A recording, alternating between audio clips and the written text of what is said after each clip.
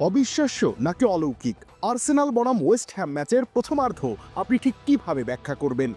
একটার পর একটা গোল চোখের পলক ফেলার আগেই উদযাপনের দৃশ্য ভেসে ওঠে টিভির পর্দায়।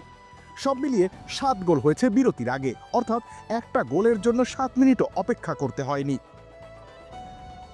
প্রিমিয়ার লিগের ইতিহাসে এমন দিন তাই বিরল। পুরো ইতিহাস ঘেটে ফেললে হাতে গোনা কয়েকটা ঘটনা পাওয়া যাবে। একটা একক অর্ধে 7টি গোল এর আগে মাত্র 3বার দেখা গিয়েছিল। অবশ্য আর্সেনাল মাঠে নামবে আর গোল বন্যা তৈরি হবে এমনটা স্বাভাবিক হয়ে গিয়েছে। চলতি 2024 সালেই সব প্রতিযোগিতা মিলিয়ে 5 বা তার বেশি গোল দিয়েছে দলটি। 5 বা তার বেশি গোল 4বার হজম করেছে তারা, আর চলতি বছর প্রিমিয়ার লিগের সর্বোচ্চ গোল হজমের রেকর্ডও তাদের দখলে।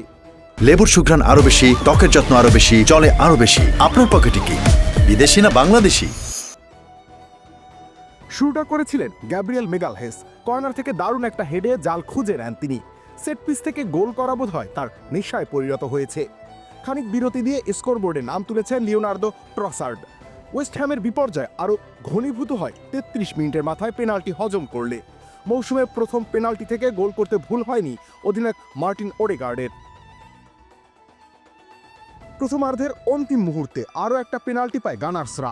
এবার বুকায়ো সাকা গোল করেন। এর আগে কাই হাভার্টসও পেয়েছিলেন জালের দেখা। সব মিলিয়ে 5 গোল। মাঝে ওয়েস্ট হ্যাম 2 গোল শোধ দিলেও সেটা কেবলমাত্র ব্যবধান কমিয়েছে।